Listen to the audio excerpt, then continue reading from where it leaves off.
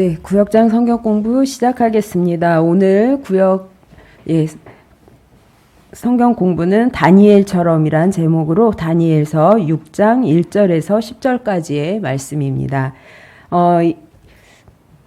이스라엘은 솔로몬 왕 이후에 북이스라엘과 남유다로 이렇게 나뉘어지게 됩니다. 그런데 하나님의 수많은 경고에도 불구하고 계속 죄를 지으면서 살아가다 보니 이 북이스라엘은 아수르라는 이방 나라에 의하여서 멸망을 당하게 되고, 이 남유다는 바벨론에 의하여서 멸망을 당하는 이러한 결과가 나타나게 됩니다. 이때 남유다에 살고 있던 다니엘이라는 사람이 있었는데, 이 바벨론에 의하여서 이 유다가 멸망하게 되자 이 바벨론은 이 이스라엘의 이 유다의 많은 사람들을 포로로 잡아가게 됩니다. 그 가운데는 이 다니엘이라는 사람이 있었습니다.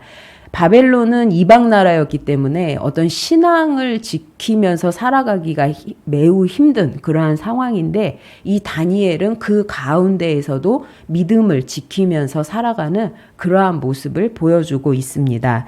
자, 그래서 이 시간 다니엘처럼이라는 제목을 비추어서 보았을 때 다니엘을 통해서 우리가 본받을 만한 점이 있다. 그러한 성경 공부를 이 시간 시작하도록 하겠습니다. 첫 번째, 성경의 유명한 인물 중에서 바벨론의 포로로 잡혀갔으나 부정적인 기록이 없는 인물은 누구인가요? 네, 다니엘입니다. 성경에 수많은 인물들이, 아주 유명한 인물들이 많이 나옵니다. 아브라함 같은 경우에도 아주 믿음의 조상이라고 하지만 아브라함에게도 허물이 있었습니다. 잠깐 신앙을 떠나서 좀 이렇게 실수하는 이러한 부분이 있었는데, 그렇게 많은 유명한 신앙의 인물들이 많지만 이 다니엘은요, 부정적인 기록이 없는 그러한 아주 인물입니다. 두 번째, 다니엘이 완전히 세상 나라의 주인이 바뀌고 지도자들도 바뀌는 중에도 이전과 다름없이 총리의 자리에서 활동할 수 있었던 이유는 무엇인가요? 네, 이 다니엘은 포로로 잡혀갔지만 얼마나 뛰어났는지 그 바벨론의 총리가 됩니다. 그런데 왕들이 계속 바뀌거든요. 왕들이 계속 바뀌는 가운데에서도 이 총리의 직을 이 다니엘은 계속 유지를 하는 거예요. 그 오랜 세월 동안.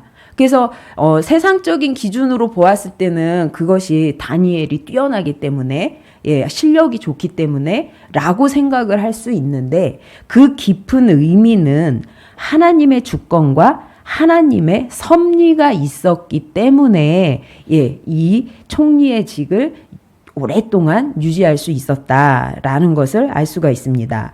세 번째, 다니엘이 총리의 직을 충성되이 감당했습니다. 이 의미는 제국에 충성스러웠다는 것보다 더 깊은 의미가 있습니다. 그 깊은 의미는 무엇이었을까요?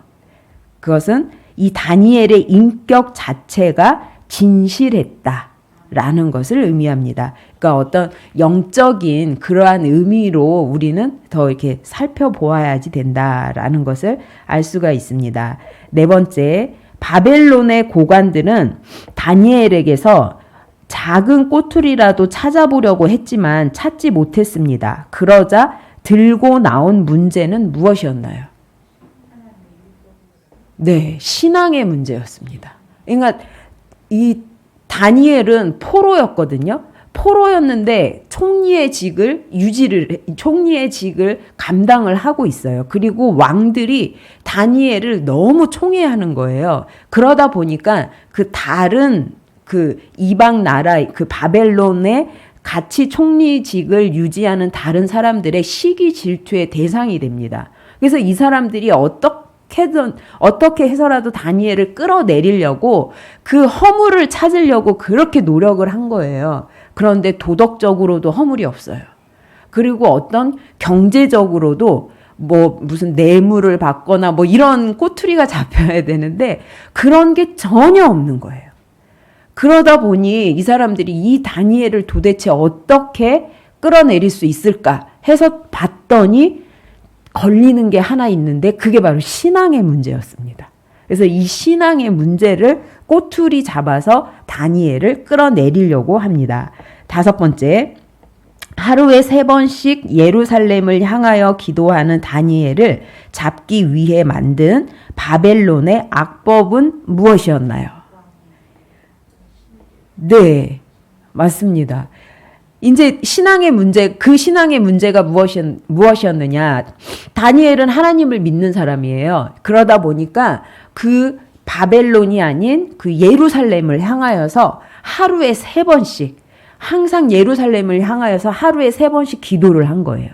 근데 이방 나라인 바벨론에서 이거는 불가능한 일이잖아요. 이거 안 되는 일이잖아요. 그러니까 이 다른 총리들이 야, 잘 됐다 해가지고 이제 법을 만듭니다. 다니엘을 잡기 위해서 법을 만드는데 그게 30일 동안, 이제 한 달 동안 왕에게만 절해야 하고 만약에 이걸 어기면 사자굴에 집어 넣는다 라는 이런 악법을 만들어 가지고 왕의 도장까지 딱 받아서 그 인까지 쳐버리니까 이거는 어김없이 다니엘이 걸릴 수밖에 없는 그런 악법을 만들게 됩니다.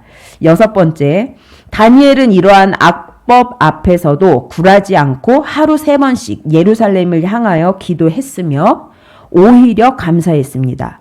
다니엘이 감사할 수 있었던 이유는 무엇인가요? 네, 이 다니엘은요, 알았어요. 아, 이게 나를 죽이려고 하는 것이구나. 나를 잡으려고 하는 것이구나. 라는 거를 알았어요. 그리고 그 사자굴이라는 곳이 굶주린 사자들이 있는 굴이거든요. 그러니까 거기에 던져지면 뭐 영락없이 잡아먹힐 수밖에 없는 곳이잖아요. 너무 무섭잖아요. 그런데 오히려 다니엘은 감사했대요. 그런 상황인데 감사했대요. 그 이유가 무엇인가 하면 이 새로운 왕에게 하나님이 살아계시다. 하나님은 살아계신 분이다. 라는 것을 보여줄 때가 이제 왔구나. 라는 것을 깨달았기 때문에 이 다니엘이 감사했습니다. 내가 죽더라도 저 살아계신 하나님을 이 왕에게 알려줄 수 있다. 보여줄 수 있다. 이 사실이 너무 감사해서 다니엘은 오히려 그러한 상황 가운데에서도 감사하며 이 하루에 3번 예루살렘을 향하여서 기도하는 것을 잊지 않고 변함없이 할 수 있었던 것입니다. 7번째, 다니엘 6장 3절에서는 다니엘을 민첩하다라고 표현하고 있습니다. 히브리 원어의 참된 의미는 무엇인가요? 자, 네. 히브리 원어를 이렇게 해석을 해보면요. 탁월한 영이 있었다 라고 해석이 됩니다. 즉, 결과적으로 말을 하면 성령 충만하다 라는 뜻입니다. 즉, 이 다니엘은 아주 민첩했다 라고 이거를 이제 우리는 아주 지혜롭고 일처리도 잘하고 이렇게 이제 해석할 수 있는데 더 깊은 의미를 보면은 원어에서 이렇게 살펴보면 성령이 충만한 사람이었다. 예. 그래서 성령 충만함으로 자신이 세상에서 맡은 일도 감당을 하니까 이를 통해서 뭐 실력도 아주 대단했다고 해요. 그 왕궁에 뽑혀가서 교육을 받거든요. 바벨론에서. 근데 이 바벨론에 뽑혀가는 사람들은요. 굉장히 똑똑하고 용모도 단정하고 그다음에 가문도 좋아야 돼요. 아주 이런 사람들을 뽑아서 가니까 아주 인재들을 뽑아가거든요. 그런데 그 성경에서 보면요. 하나님께서 이 다니엘에게는요. 그 사람들보다 10배나 많은 지혜를 줬다라고 기록을 하고 있습니다. 그러니까 엄청 대단한 실력을 가졌던 그런 실력을 하나님께서 부어주셨던 인물이 바로 이 다니엘이었습니다. 8번째, 다음 빈칸을 채워보세요. 1번, 무슨 일을 하든지 마음을 다하여 주께 하듯 하고 사람에게 하듯 하지 말라. 골로새서 3장 23절에서 말씀을 하고 있습니다. 다니엘이 이러했다는 거예요. 일을 하는데 마음을 다하여서 하나님께 하듯이 그 일을 항상 했었다. 예, 라는 것입니다. 두 번째, 내가 자기의 일에 능숙한 사람을 보았느냐? 이러한 사람은 왕 앞에 설 것이요 천한 자 앞에 서지 아니하리라. 예. 잠언 22장 29절에서 기록을 하고 있습니다. 세 번째, 다니엘이 이 조서에 왕의 도장이 찍힌 것을 알고도 자기 집에 돌아가서는 윗방에 올라가 예루살렘으로 향한 창문을 열고 전에 하던 대로 하루 3번씩 무릎을 꿇고 기도하며 그의 하나님께 감사하였더라.